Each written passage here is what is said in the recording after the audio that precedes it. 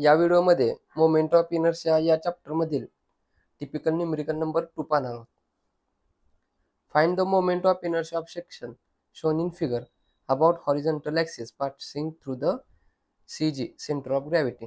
जे काही डायग्राम दिलेले आहे त्या डायग्रामच्या हॉरिझॉन्टल सेंटर ऑफ ग्रॅव्हिटी मधून जो काय हॉरिझॉन्टल ॲक्सिस पास होणार आहे त्याची आपल्याला काय करायला सांगितलेलं आहे, मोमेंट ऑफ इनर्शिया काढायला सांगितलेलं आहे. हॉरिझॉन्टल ॲक्सिस म्हणजेच कोणता, एक्स एक्स ॲक्सिस. म्हणजेच काय करायचं आपल्याला या डायग्राम मध्ये काय करायचं आहे, x x axis find out करायचा आहे. एक्स एक्स ॲक्सिस कधी भेटतो, ज्यावेळी आपण वाय बार डिस्टन्स फाइंड आउट करतो त्यावेळी आपल्याला काय भेटतो, एक्स एक्स ॲक्सिस भेटतो. मग आपल्याला सर्वप्रथम काय करावं लागेल, वाय बार सेंट्रॉइडल वाय बार फाइंड आउट करावा लागेल. तो कसा करतो, तर त्याचे सर्व फॉर्म्युले आपण व्हिडिओ नंबर 1 मध्ये दिलेले आहेत. त्याची मी डिस्क्रिप्शन मध्ये लिंक ठेवतो, तिथून तुम्ही तो पॉईंट कव्हर करू शकता. म्हणजेच आपल्याला आता या डायग्राम मध्ये काय करायचं आहे, वाय बार फाइंड आउट करायचं. वाय बार फाइंड आउट केल्यानंतर काय भेटणार आहे, हॉरिझॉन्टल ॲक्सिस एक्स एक्स भेटणार आहे. मग वाय बार फाइंड आउट कसा करतो, आता सर्वप्रथम ही डायग्राम किती सेक्शन पासून बनलेले आहे आपण फाइंड आउट करण्याचा प्रयत्न करूया. सपोज मी जर का इथून एक व्हर्टिकल लाईन अशी ड्रॉ केली तर काय होतो, हा एक रेक्टँगल तयार होतो. इथून एक मी लाईन ड्रॉ करतो, हा दुसरा रेक्टँगल मिळतो आणि हा राहिलेला तिसरा रेक्टँगल मिळतो. किंवा तुम्ही अशा प्रकारे सुद्धा करू शकता, इथून हा वरचा एक रेक्टँगल, हा दुसरा रेक्टँगल आणि हा तिसरा रेक्टँगल. आपण काय करतोय, हे डायमेन्शन आणि हे डायमेन्शन कसे आहेत रे, सेम आहेत. 50 × 20 50 × 20. त्यामुळे काय करायचं, डबल कॅल्क्युलेशन करण्याचा आपला त्रास कमी होतोय. म्हणून एक कॅल्क्युलेशन केलं तर दुसरं बरोबर येणार. म्हणून काय करूया आपण, इथून हा एक आणि इथून एक हा घेऊया. म्हणजेच काय रे, याला आपण नंबर 1 देऊया, याला नंबर 2 देऊया आणि मोठ्या नंबर 3 देऊया. या बॉडीचा आपण आता काय करायचं, वाय बार फाइंड आउट करायचं. वाय बार फाइंड आउट केल्यानंतर आपल्याला कोणता ॲक्सिस भेटणार, एक्स एक्स. म्हणजेच काय रे, आपल्याला तिथं काय करायला सांगितलेलं आहे, हॉरिझॉन्टल ॲक्सिस. म्हणजे एक्स एक्सलाच काय करायला सांगितलंय, moment of inertia find out. Y bar कसा काढतो आपण, वाय बार साठी एक फॉर्म्युला आहे, A1 Y1 + A2 Y2 divided by A1 + A2. आता हे 3 सेक्शन आहे म्हणून काय होणार, A1 Y1 + A2 Y2 + A3 Y3 divided by A1 + A2 + A3. मग काय करायला लागलं, आपल्याला Y1 Y2 Y3 distance find out करावं लागेल सर्वप्रथम. त्याचप्रमाणे तिन्हीचा एरिया फाइंड आउट करावा. सर्वप्रथम A1 या पहिल्या रेक्टँगलचा एरिया फाइंड आउट करूया. रेक्टँगल साठी कसा असतो रे area, base into depth. Base किती आहे, 50 इंटू डेप्थ किती आहे, 20. कॅल्क्युलेट करूया, 50 × 20 किती, 1000. सर्व व्हॅल्यू कशा आहेत, MM मध्ये, म्हणून काय होणार, MM चा स्क्वेअर. एरिया MM स्क्वेअर मध्ये असतो. दुसरं बघा,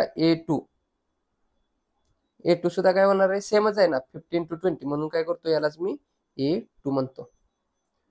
A1 आणि A2 ची व्हॅल्यू काय होणार, 1000 MM स्क्वेअर 1000 MM स्क्वेअर. आता A3 काढूया. इथं रेक्टँगल साठी कसा काढतो रे, या तिसरा मोठा रेक्टँगल काय होणार, बेस इंटू डेप्थ. बेस किती आहे, 30 इंटू डेप्थ किती आहे, हे 50. टोटल हाईट 50 प्लस हे 20 प्लस हे 70, 140. 140 इंटू 30 किती येणार, 4200. एरिया असल्यामुळे काय होणार, MM स्क्वेअर.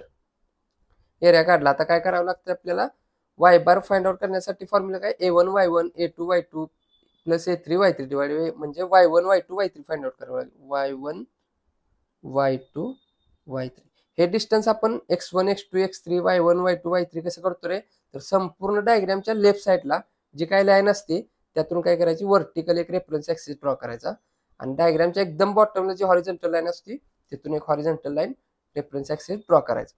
आणि काय करायचं, इथून x1 ह्याचा सेंट्रॉइड, इथून ह्याचा सेंट्रॉइड x2, इथून ह्याचा सेंट्रॉइड x3. सिमिलरली या खालच्या ॲक्सिस पासून याचा सेंट्रॉइड Y1, इथून याचा सेंट्रॉइड Y2, इथून याचा सेंट्रॉइड Y3. असं आपण काय करत असतो, डायमेन्शन देत असतो. मग बघा, आता सर्वप्रथम या रेक्टँगलचा सेंट्रॉइड कुठे येणार आहे, बेस 50 आहे, 50च्या हाफमध्ये व्हर्टिकल येणार आणि डेप्थ किती आहे, 20, त्याच्या हाफला एक्स एक्स ॲक्सिस येणार. आपल्याला काय करायचं, Y1 फाइंड आउट करायचं. म्हणजेच काय, म्हणजेच आता इथून हे डिस्टन्स झालं Y1. दुसऱ्यासाठी बघा, दुसऱ्याचा बेस किती आहे, ह्या रेक्टँगलचा बेस 50 आहे, त्याच्या हाफ वरती काय होणार रे, वाय ॲक्सिस येणार. आणि त्याची डेप्थ किती आहे 20. 20च्या हाफला काय होणार x6 ऍक्सिस येणार. म्हणजेच काय झाला हा G1 हा झाला G2.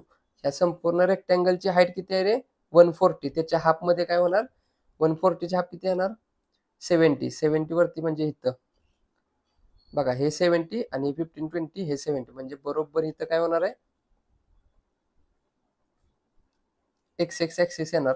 आणि बेस किती यायची 30. 30च्या हाफ किती येणार 15 वरती काय होणार याचा y ऍक्सिस येणार. हे झालं आपला G3. आता बघा आपल्याला काय काय फाइंड आउट करायचं आहे y1 म्हणजे काय रे एकदम बॉटम लाईन पासून ते पहिल्या सेंट्रॉइडचं डिस्टन्स कितीवर येणार बघा इथून ते हे डिस्टन्स बरोबर हे टोटल 70 प्लस हे टोटल 20 वर 20च्या हाफ किती असणार आहे 10. 70 प्लस 10 म्हणजेच किती रे 80 mm. नेक्स्ट दुसऱ्यासाठी बघा इथून ते हे डिस्टन्स सेम तसंच असणार आहे इथून ते हे 70 प्लस हे हाफ 10. 70 प्लस 10 80. Next y2. आता y3 बघा टोटल डिस्टन्स किती होतं रे 140 होतं त्याच्या बरोबर हाफ वरती काय होणार आहे याचा y3 येणार. मग हाफ किती आहे 70. आता सर्व व्हॅल्यू फाइंड आउट केले डायरेक्ट काय करूया आपण y बार फाइंड आउट करण्याचा प्रयत्न करूया. y बार कसा असतो रे a1 y1 plus a2 y2 plus a3 y3 divided by a1 plus a2 plus a3. a1 किती आहे 1000 इंटू y1 किती काढला 80 प्लस a2 किती आहे तो सुद्धा 1000च आहे इंटू y2 किती काढलाय 80 प्लस a3 किती आहे 4200 इंटू y3 किती आहे 70 divided by a1 plus a2 plus a3. 1000 plus 1000 plus 4200 calculate करूया म्हणजे काय भेटेल आपल्याला y बार मिळेल 1000 इंटू 80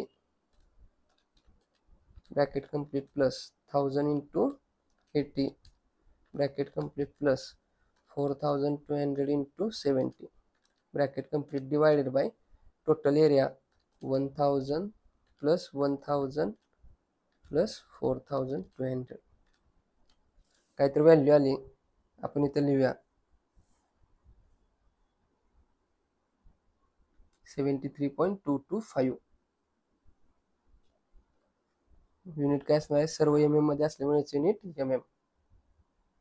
म्हणजेच बघा इथून ते डिस्टन्स किती होतं 70 म्हणजे याच्यावरती जरा काय होणार आहे जस्ट 3.25 mm एवढं काय होणार आहे वरती आपलं काय होणार आहे x6 ऍक्सिस येणार आहे. हा काय असणार आहे आपला x6 ऍक्सिस. इथून ते याचा सेंट्रॉइड किती वरती होता 70 वरती होता आणि आपलं y बार किती आहे 73 पॉईंट म्हणजे वरचे 3 पॉईंट काहीतरी इथून काहीतरी mm वरती काय होणार आपला x6 ऍक्सिस येणार.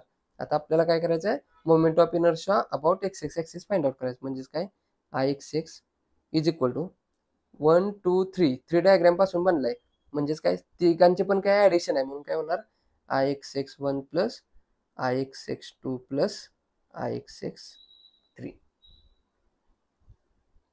सर्वप्रथम Ix1 फाइंड आउट करूया. बघा संपूर्ण बॉडीचा x6 आणि पहिल्या रेक्टेंगलचा x6 दोन एकमेकाला कसे आहेत हा x6 आणि हा x6 एकमेकाला पॅरलल आहेत म्हणून काय करायचं पॅरलल ऍक्सिस थेरम वापरायचा. कसा असणार आहे Ig1 plus a1 h1 square.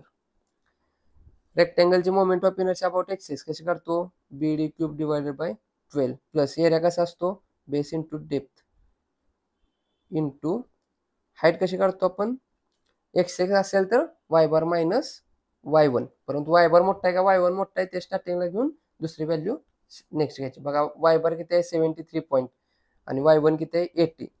18 ह्या दोन्हीतली व्हॅल्यू कुठली मोठी आहे 80 म्हणजे y1 म्हणून काय करायचं y1 मायनस y बार कॅल्क्युलेट करूया. बेस किती आहे 50 डेप्थ किती याची 20 चा cube divided by 12 plus area किती काढला 1चा 1000 इंटू y1 किती आहे 80 मायनस y बार किती काढला 73.22 5 होल स्क्वेअर.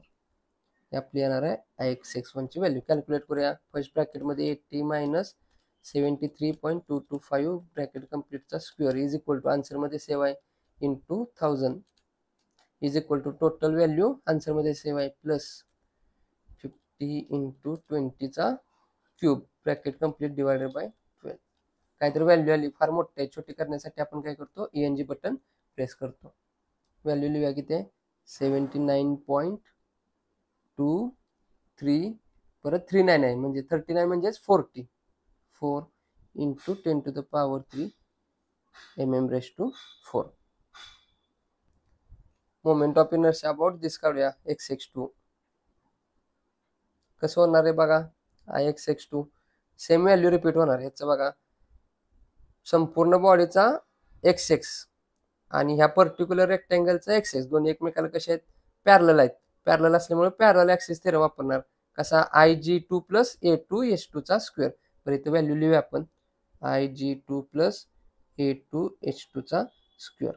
रेक्टँगल आहे म्हणून मोमेंट ऑफ इनर्शिया कसा करतो XX BD cube divided by 12 plus area कसा असतो base into depth H2 XX असल्यामुळे इथे काय देतो y बार मायनस y2. आता y बार मोठा आहे का y2 मोठा आहे? हा y बार आणि हा y2. या दोन्हीतलं मोठं कुठलं आहे y2 मोठा आहे म्हणून काय करायचं y2 मायनस y बारचा स्क्वेअर. बेस किती आहे 50 डेप्थ किती आहे 20 इथे दिलेलं आहे cube divided by 12 plus base into depth area याचा काढलेला आहे आपण तो किती आहे 1000 आहे. y2 किती आहे 80 मायनस y बार किती आहे 73.225 होल स्क्वेअर. बघा सगळ्या व्हॅल्यू रिपीट झाल्या का 80 मायनस 73.225 होल स्क्वेअर इंटू 1000 हे प्लसमध्ये 50 20चा क्यूब डिवाइड बाय 12 सगळ्या value as it is repeat झाल्यात म्हणून आन्सर आपलं काय होणार आहे रिपीट तेच येणार आहे. म्हणून काय केलं आपण ॲज इट इज लिहिलं विदाउट कॅल्क्युलेट करता 79.234 into 10 to the power 3 mm^4. He step skip करू शकता कारण आपल्याला माहित आहे दोघांतलं डिस्टन्स सेमच आहे. सगळ्या ह्याचा एरिया पण सेमच आहे. मोमेंट ऑफ इनर्शिया सुद्धा याची सेमच येणार आहे म्हणून आन्सर XX2 काय येणार सेम आहे. एवढं स्किप करून डायरेक्ट आन्सर आपण IX2 हे लिहू शकतो. IX3 फाइंड आउट करूया. तिसऱ्या रेक्टँगलचा XX आणि संपूर्ण बॉडीचा XX एकमेकाला कसे आहेत पॅरलल आहेत म्हणून काय करायचं पॅरलल ॲक्सिस थेरम वापरायचा IG3 प्लस A3H3चा square. Moment of inertia about axis rectangle कसा काढतो BD क्यूब डिवायडेड बाय 12. जर YY ॲक्सिस असतं तर काय केलं असतं DB क्यूब डिवायडेड बाय 12 झालं असतं प्लस एरिया कसा काढतो बेस इंटू डेप्थ. हाईट कशी करतो रे XX असेल तर इथं y बार मायनस y3 घेणार. आता y बार मोठा आहे का y3 मोठा आहे हा y बार आणि हा y3 या दोघातलं मोठं कुठलं आहे y बार मोठा आहे म्हणून काय केलं y बार मायनस y3. व्हॅल्यू पुट करूया. मोठ्याचा बेस किती आहे 30 डेप्थ किती आहे इथं काढलेले आपण 140 cube divided by 12 plus area काढलेला आहे A3 किती 4200 y बार किती आहे 73.225 मायनस 70 होल स्क्वेअर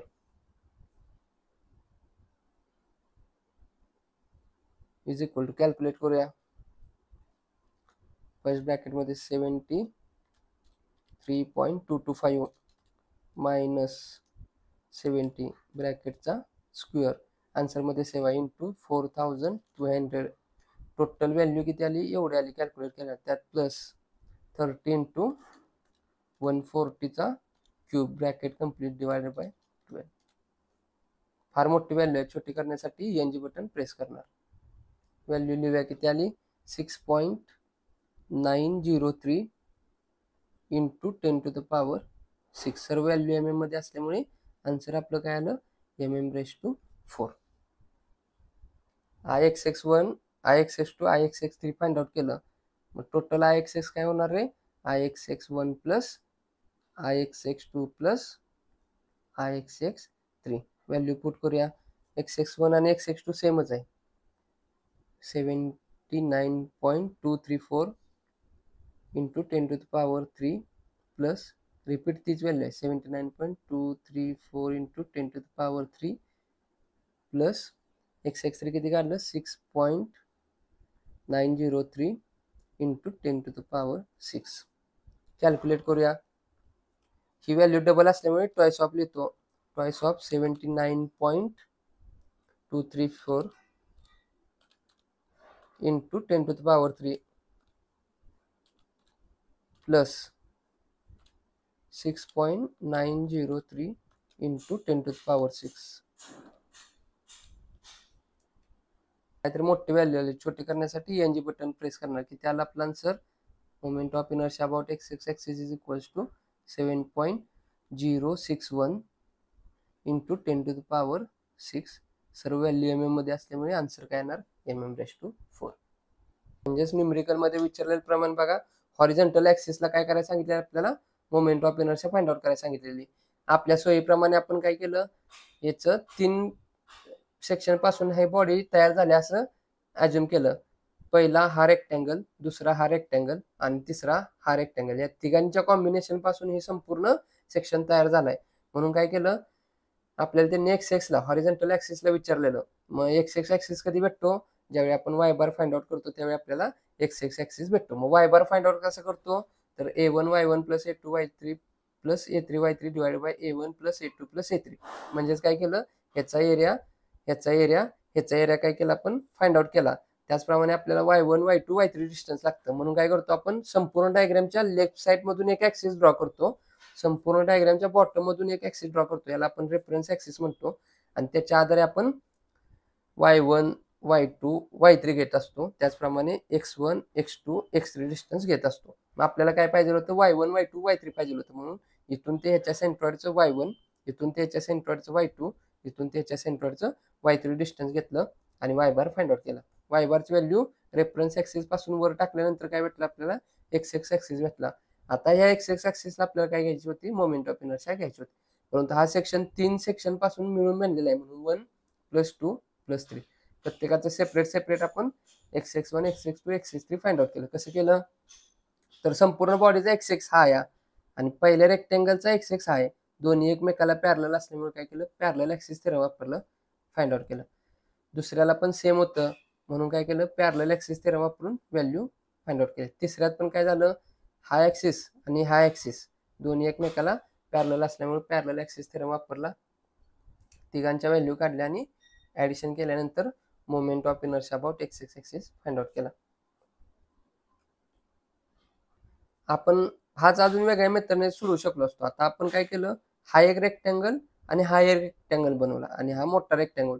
आपण वेगळ्या मेथडने कसं केलं असतं, इथून हा वरचा एक केला असता, हा दुसरा केला असता आणि हा तिसरा केला असता. अशा वेळी काय झालं असतं, आपलं y1 y2 y3 चेंज झालं असतं. मग ह्या रेक्टँगलचा सेंटर कुठं आला असता, टोटल 50 म्हणजे हा 25 वरती आला असता. म्हणजेच काय, y1 आपला किती आला असता, इथून ते हे 25 प्लस हे 20 प्लस हे 70, म्हणजेच y1 किती आला असता 70 प्लस 20 प्लस 25 115 वरती आपला काय आला असता, इथं y1 आला असता. जर ह्याला 1 म्हटलं असतं तर y2 किती वरती आला असता रे, टोटल हे 20 आहे, त्याच्या हाफ वरती इथं हा आला असता. म्हणजे जिथून ते 10 प्लस 70 म्हणजेच y2 किती आला असता आपला 80 y2 आला असता. आणि तिसरा रेक्टँगल आपण याला धरला असतं तर 70च्या हाफ किती येणार 35, म्हणजे इथून ते डिस्टन्स 35 y3 आलं असतं.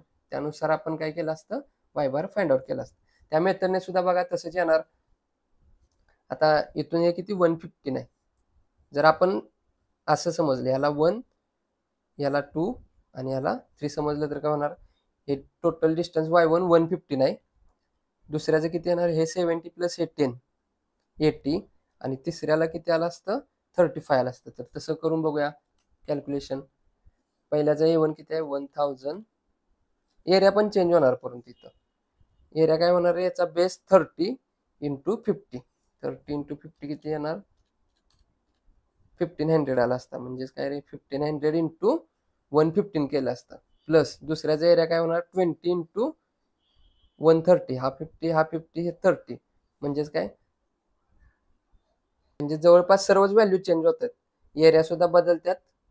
इथं हा घेतल्यामुळे हा पहिला, हा दुसरा, हा तिसरा. यामुळे काय होतंय, एरिया सुद्धा चेंज होत आहेत आणि आपले y1 y2 y3 डिस्टन्स सुद्धा चेंज होत आहेत. त्यामुळं इथं वेगवेगळे व्हॅल्यू येणार, परंतु आन्सर मात्र आपलं y बार त्या मेथडने जरी काढलं तरी हेच येणार आणि आपल्या ह्या मेथडने सुद्धा काढलं तरी हेच येणार आहे. त्यामुळे तुम्ही दोन्हीपैकी कुठल्याही मेथडने तुम्ही काय करू शकता, आन्सर फाइंड आउट करू शकता. हा जर तुम्हाला व्हिडिओ आवडला असेल तर नक्की लाईक करा. ह्या गोष्टी जास्तीत जास्त आपल्या मित्रांपर्यंत शेअर करत चला, जेणेकरून आपल्यासोबत आपल्या मित्रांचाही चांगला फायदा होईल. अजून आपल्या कट्टा इन्नर्स या चॅनल जर सबस्क्राईब केलं नसेल तर सबस्क्राईब करून समोरील बेल आयकॉन दाबा. धन्यवाद.